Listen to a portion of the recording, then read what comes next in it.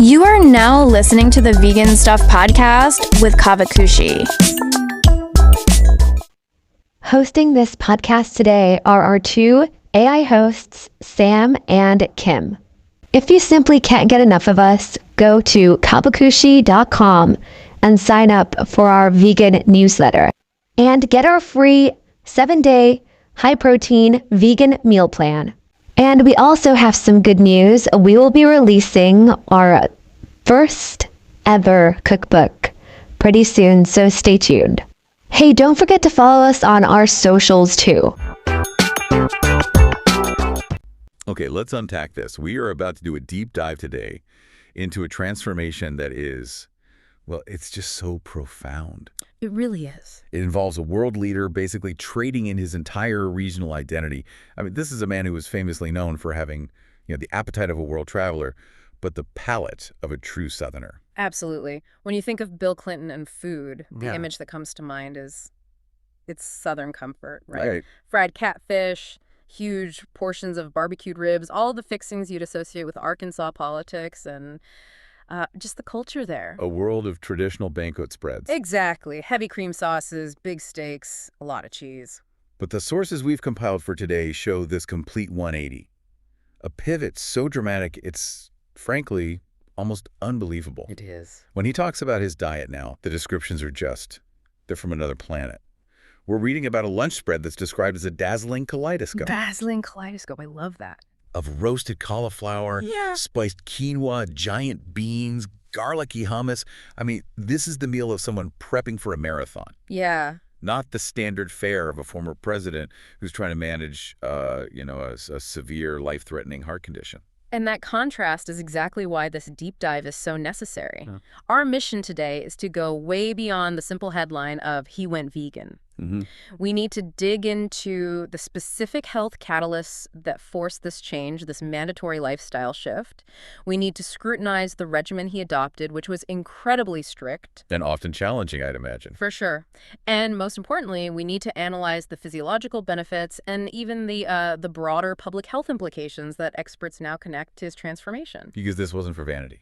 No, not at all. This was a non-negotiable survival strategy. And based on the initial snapshot from the sources, that strategy worked. I mean, it worked impressively. It certainly did. We know Clinton lost over 30 pounds, and crucially, he's kept that weight off. He talks all the time about his energy levels, his vitality. But there's one metric that just cuts through all the noise, all the PR spin. What's that? He is now the oldest person in his family for 3 generations. Wow. That says it all, doesn't it? It's the most powerful endorsement you could possibly have for a regimen like this. And when you look at his motivation, it boils down to something so fundamental. He wanted to be a grandfather. He wanted to live to be a grandfather. That one goal, to be there for his family, is what gave him the fuel to adopt a diet that is, far stricter than what most people would even call healthy eating. It required a kind of revolutionary discipline. It did, which we're going to get into. So let's start there. Section 1, the crisis and the catalyst. Why did this change become, mandatory instead of just a good idea? Well, the baseline situation was already grave. The sources make that very clear. Clinton had a long, very serious history with cardiovascular trouble. This wasn't a sudden thing. Not at all. The big event everyone remembers is the quadruple bypass surgery he had back in 2004. Which is a massive operation. Oh, it's huge. They cut your sternum open, they take veins from your leg, they literally create new pathways to get blood to your heart muscle. But even after that, his culinary habits were so ingrained. He went back to the old ways. He remained firmly in that high-risk category. Still enjoying the traditional Arkansas cuisine, the barbecued pork, the cornmeal-crusted catfish. Just a diet very rich in saturated fat and cholesterol. So he was kind of operating on borrowed time, just hoping those bypass grafts would hold up against a lifetime of dietary stress. Precisely. And in the world of cardiovascular disease, borrowing time. It rarely works out long-term without some kind of radical intervention. And that intervention became necessary. The tipping point arrived. It did. The moment that made the change non-negotiable came in February of 2010. What exactly happened? He woke up one morning feeling pale and just experiencing this profound fatigue. He was rushed back to New York Presbyterian Hospital. And the diagnosis? It was terrifying. He needed emergency surgery to insert a pair of stents. So this wasn't a new problem with his old arteries? That's the critical part. It wasn't his original arteries failing, it was the solution that was failing. A vein graft from his 2004 bypass had occluded. It had just clogged up again. Clogged up again. That has to be so frustrating and frankly terrifying. If the bypasses themselves are failing, what's next? It just confirmed he was in this vicious cycle. The doctors, trying to reassure the public and maybe him, they managed the optics. They suggested the complication was, and this is a quote, actually fairly normal. Normal for someone with his history. Right. But that medical normalization was immediately contradicted by this outside intervention that Clinton himself credits with forcing his hand. This is where we get that fantastic story about the blistering email. It is. The intervention came from Dr. Dean Ornish. A renowned heart disease expert and also an old friend of his. Exactly. And Ornish is famous for his research showing that lifestyle changes can actually reverse heart disease. He sent this sharply worded email that just cut through all the polite medical talk. What did it say? Clinton recalled Ornish basically telling him, yeah, it's normal because fools like you don't eat like you should. Wow. Brutal honesty. Brutal honesty from a friend who also happens to be a world-class expert on the very thing that's killing you. That had to be the final psychological shove he needed, to be called a fool by an expert on your own survival. I think so. It sounds like he realized he was actively choosing to continue down this destructive path. Right. Absolutely. It wasn't just the fear of dying anymore. It was the realization that he was making preventable mistakes. Clinton said he saw himself as a high-risk person who had just ignored the necessary changes over and over again, and now he was done. He said he didn't want to fool with this anymore. Exactly. And his primary goal became crystal clear: survival, but framed specifically as wanting to live long enough to be a real, meaningful presence in his grandchildren's lives. That kind of external motivation for your family is often so much more powerful. It really is. It's more powerful than just doing it for yourself. So once he made that decision, that internal commitment, he turned to the science. He didn't just decide to eat healthier. He started a very specific reading list. And that reading list is the blueprint for his success. It shows his goal wasn't moderation, it was reversal. Right. He went back to Dr. Dean Ornish's big book, Program for Reversing Heart Disease, which, pushes for a really strict, low-fat, plant-based regimen. But then he went even further. He went into the most stringent corner of the whole plant-based health movement. Correct. The other two books that really shaped his diet were Prevent and Reverse Heart Disease by Dr. Caldwell Esselstyn and The China Study by the Cornell biochemist T. Colin Campbell. So for you, the learner, trying to get this quickly, it's important to understand the philosophy that unites these authors. Yeah. These aren't your standard nutritionists. No. What's the common thread, the highly influential and you could say militant thread between Ornish, Esselstyn, and Campbell? The common thread is this absolute, uncompromising dedication to a whole food, low-fat, plant-based diet. It's often called militantly vegan because it's not just about getting rid of meat. It's more than that. So much more. Their shared idea is that coronary artery disease isn't just an inevitable part of aging. It's a condition you can actively stop and critically reverse through diet. They are the biggest names advocating for food as medicine in the most literal, evidence-based way. So we're talking zero cholesterol, minimal fat, and a huge focus on whole, unprocessed foods. So you're eliminating not just red meat, but also chicken, fish, dairy, and this is the key part, refined oils and processed ingredients. That's the key distinction. They argue that to get true reversal, to actually see the plaque in your arteries shrink, you have to get rid of all the dietary triggers of inflammation and cholesterol. So even healthy oils are out. Esselstyn's protocol is famously zero oil. He recognizes that even something like olive oil is a processed fat that can still compromise the function of your endothelium, which is the lining of your blood vessels. So this approach, it doesn't offer compromises. It demands strict adherence for the maximum physiological effect. A mandate for reversal. That's a powerful phrase. And it sets the stage perfectly for Section 2. The diet details and the discipline of a role model. How did he actually do it? Well, he became what the sources call a devoted vegan, which means a total elimination of all animal products. No meat, no fish, no chicken, and this is a big one, no dairy. He described it himself as a strict, low-fat, plant-based regimen. He did. And the sources say this dedication got him really rapid, visible results, which must have helped reinforce the discipline. Yeah, he lost over 20 pounds really quickly. He had that motivating target of losing about 30 pounds by Chelsea's wedding in July 2010. Hitting a specific goal like that on a deadline must have been a huge psychological boost. For sure. But, we have to acknowledge the sacrifice involved here, especially for someone whose identity was so wrapped up in that Southern cooking culture. It was a profound sacrifice. I would guess the hardest things to give up were the comfort foods, the barbecue, the ribs. But the sources say something different, almost a paradox. They do. Clinton was very clear about it. Giving up meat, turkey, chicken, and fish was surprisingly manageable for him. The real struggle was dairy. Dairy. Specifically, yogurt and hard cheese. He said, quote, "I love that stuff, but it really made a big difference when I did it." That's fascinating. It highlights that sometimes the toughest changes aren't the big, obvious things, but the daily, almost emotional reliance on things like cheese and dairy that just provide that rich, comforting mouthfeel. It's the hidden ingredients, the cream, the butter, the cheese, that have the most pull. So for the listener trying to figure out how to apply this, let's break down his actual day-to-day menu. What does this strict, low-fat, plant-based life look like on a plate? It's very structured. It's all about nutrient density and making it easy to stick to. So the standard Clinton breakfast is almost always an almond milk smoothie, blended with fresh berries, a non-dairy protein powder, and ice. So you're getting fiber, antioxidants, protein. It's a filling start without any of the saturated fat or cholesterol from, say, eggs or yogurt. And then lunch sounds pretty straightforward, too. Yep. Lunch is typically a combination of a green salad and beans. Beans are so central to the Ornish and Esselstyn philosophy.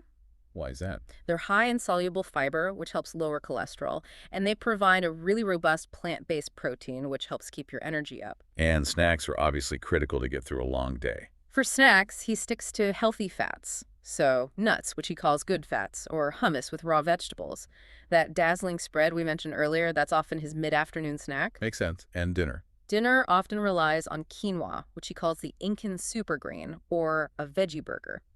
It's all about substituting that heavy protein anchor of a traditional meal, a steak or a piece of chicken, with complex carbs and fiber-rich alternatives. He even gave a specific tip, a little culinary hack for dealing with those starchy cravings. He did, and it's a great one. He suggests making whipped cauliflower as a substitute for mashed potatoes. He specifically says it's great. That shows he's actively thinking about the psychology of it. It's not just about elimination, it's about effective substitution. That's the key. You have to find ways to meet that need for comfort food textures and flavors. This all sounds so disciplined. But the sources give us this incredible anecdote, I'm calling it the dinner roll incident, that perfectly shows the difference between just being vegan and following a heart reversal protocol. This story is the most powerful example of the stakes involved. Clinton knew that refined carbs were a major pitfall. He said, heavily processed carbs, you really have to control that. And he wasn't exaggerating. Not at all. Because Dr. Caldwell Esselstyn, one of the doctors who inspired his diet, was apparently still watching him, even from afar. What happened? Esselstyn, who is known for being totally uncompromising, saw a photograph of Clinton eating a dinner roll at a banquet. A dinner roll. I mean, a standard vegan might say that's fine, it's meat and dairy free. That's what you'd think. But Esselstyn did not see it that way. And he intervened immediately. He didn't hesitate. He sent Clinton a sharp, immediate email that said, "I'll remind you one more time, I've treated a lot of vegans for heart disease." Wow. Let's just pause on that. I've treated a lot of vegans for heart disease. Right. A simple dinner roll triggered a medical emergency warning.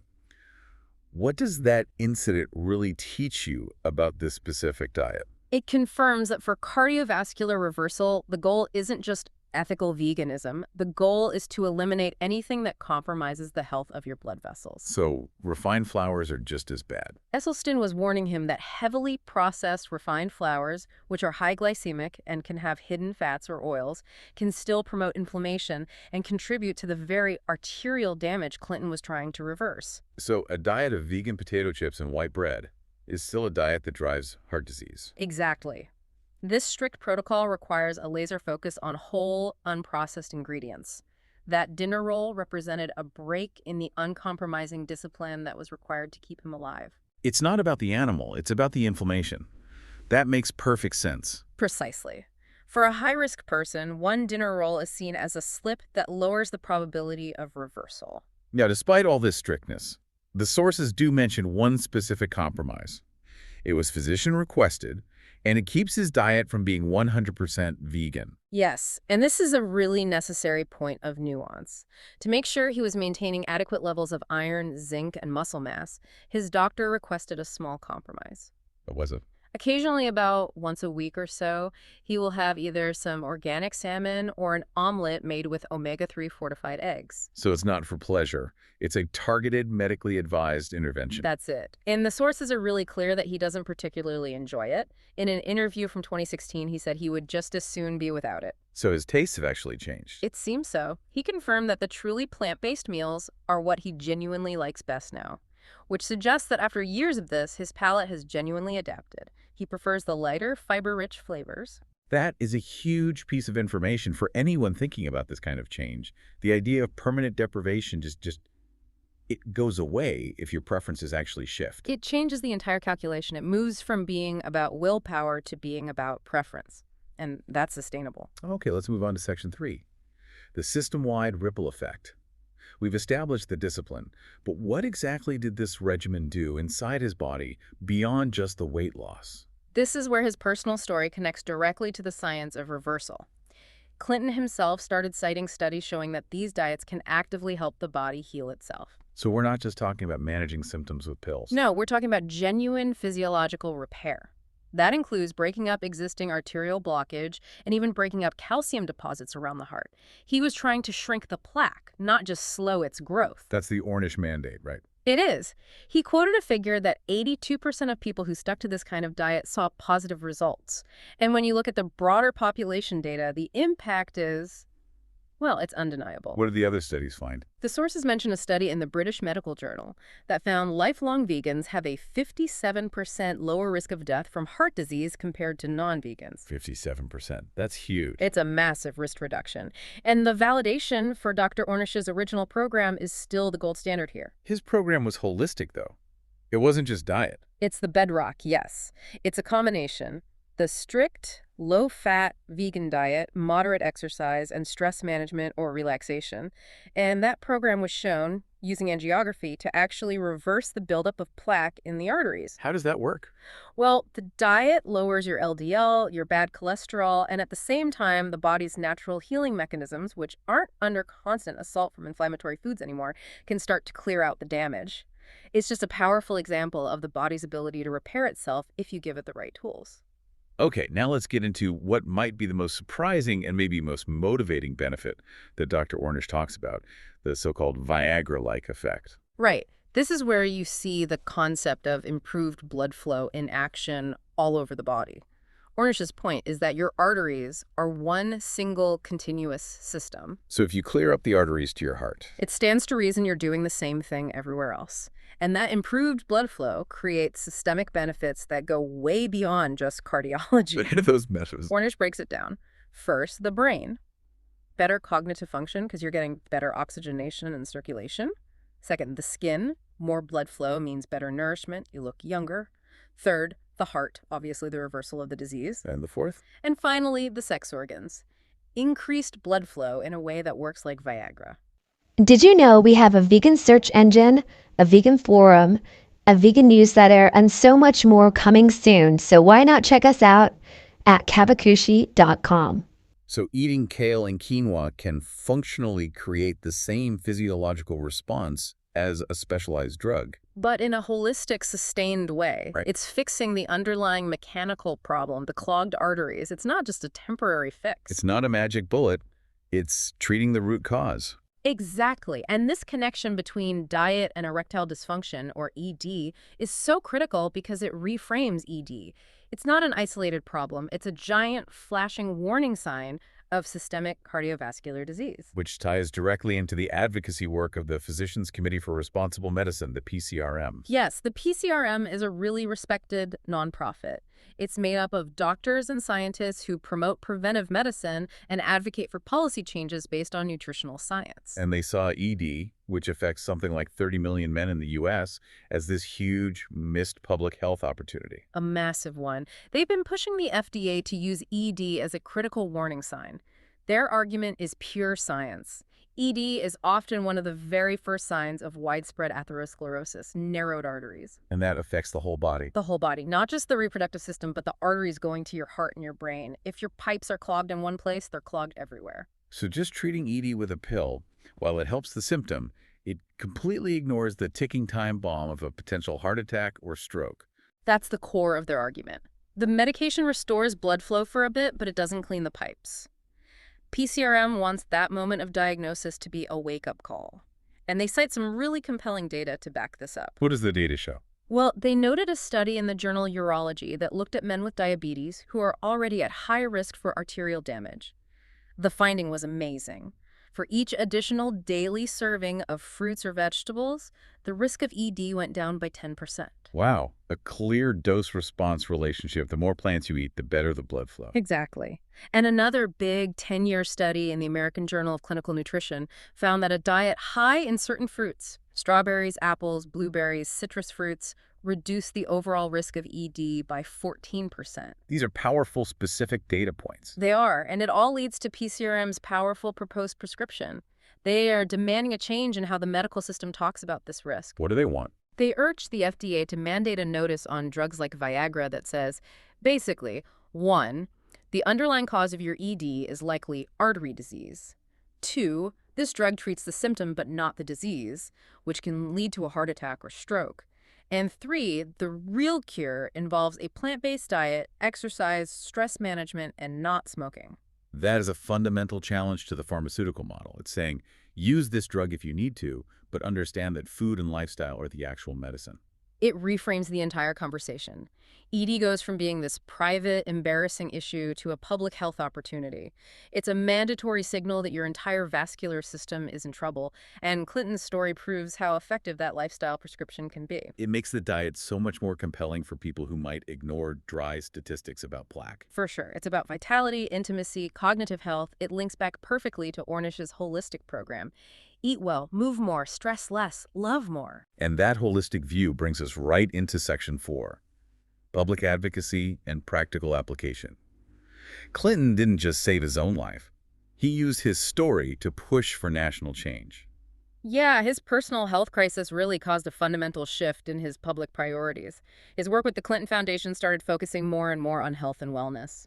But he elevated it from just personal choice to a national policy issue. He did. He connects our individual diet choices directly to 2 huge national challenges. What are those challenges? First, the completely unsustainable level of healthcare spending in America. All these preventable diet-driven diseases, obesity, type 2 diabetes, heart disease, they're bankrupting the country. And the second one? Second, he links diet to climate change, specifically calling out the massive environmental footprint of industrial meat production. So for him, every plate of roasted cauliflower isn't just a meal. It's a small vote for a healthier, more sustainable future for the whole country. That is the essence of his advocacy. And he used his huge platform to endorse public health initiatives, like when he publicly supported NYC Mayor Eric Adams' push for a plant-based lifestyle medicine program in city hospitals. And his endorsement was very personal, wasn't it? It was. His public statement said that making this diet more accessible and achievable will not only help reduce our shared healthcare costs, but help more people feel better. And then he added, I can speak from personal experience. Well done. That personal validation from a former president, that gives the initiative so much credibility. Immense credibility. This does lead us to a necessary point of nuance, though, about Mayor Adams himself. We should probably report neutrally on the tension between the ideal and the reality of this kind of diet. Absolutely. Mayor Adams very publicly credited the plant-based diet with saving his life and often said he was vegan. But then news reports came out that he was occasionally eating fish. And he offered a very human clarification. He did. He called himself perfectly imperfect. Great phrase. A very apt phrase. He confirmed that while the plant-based diet saved him and he wants to be 100% plant-based, the reality is he's perfectly imperfect and sometimes eats fish. And that's a vital lesson for you, the listener. It is. While the Ornish-Esselstyn protocol requires that near-militant strictness for reversal in someone like Clinton, for the average person looking for general health improvement, some level of perfect imperfection might be the more sustainable long-term solution. It acknowledges how hard it is to be absolutely pure in a food culture built around animal products and refined foods.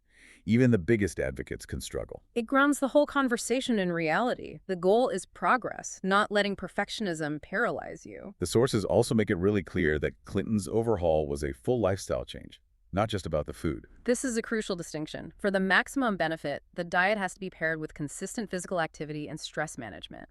And his lifestyle components are rigorous. He walks 2 or 3 miles a day, trying to be outdoors whenever he can. That's a serious daily commitment. It is. And he integrates strength training. He works out with weights, uses an exercise ball for balance drills, to maintain core strength and stability. And the golf detail is very telling. Yes. He's still an avid golfer, but he always walks the course. No golf cart. Walking a full 18 holes is serious exercise. It's discipline made manifest.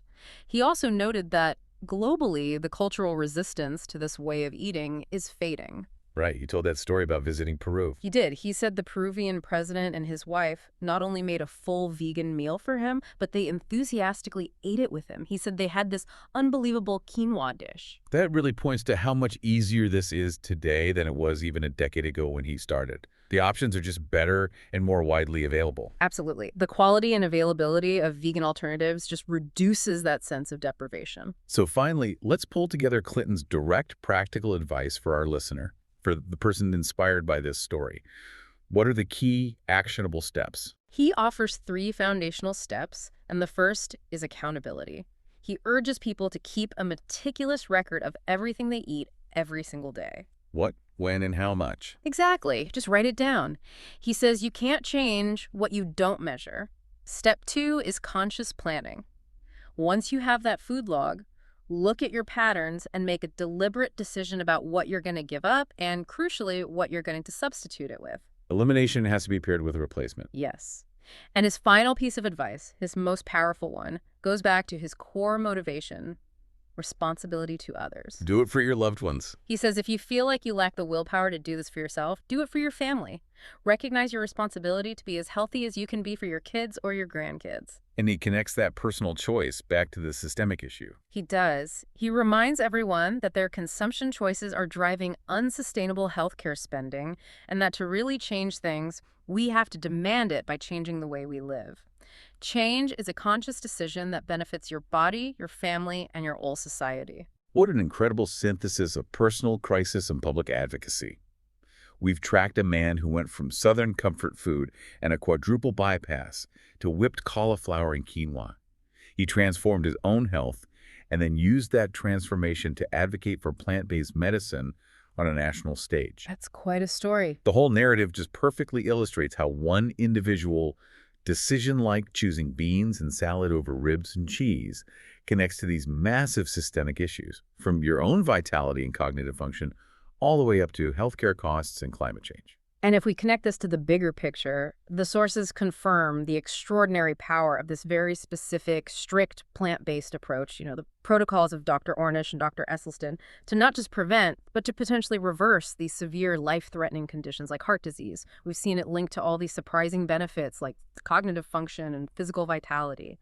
So, given that cardiovascular disease is still the #1 cause of death in the U.S., Clinton's decision, which was motivated by his family and his country, provides this really compelling public model. And it raises an important question for you, the listener, to think about. What's that? When medical science clearly shows that certain deadly, widespread conditions are reversible through strict lifestyle changes, what are the broader ethical and resource responsibilities of our public health systems and of us as individuals to prioritize food as medicine? It forces all of us to reconsider the cost, both personal and societal, of sticking with those old habits, especially when the alternative is proven to restore life and vitality. A truly profound thought to end on. Thank you for guiding us through this fascinating deep dive into survival and transformation. Thanks for listening. We hope you liked this episode. If you did, we'd really appreciate it if you could give us 5 stars on whatever platform you're listening to this podcast on. Also, we would be so appreciative if you could just share this episode or this podcast with all your friends and family who are vegans or vegan friendly. We're also really excited because we are going to be launching something really cool pretty soon on the site, so keep an eye out for that. And we will see you really soon with a new episode.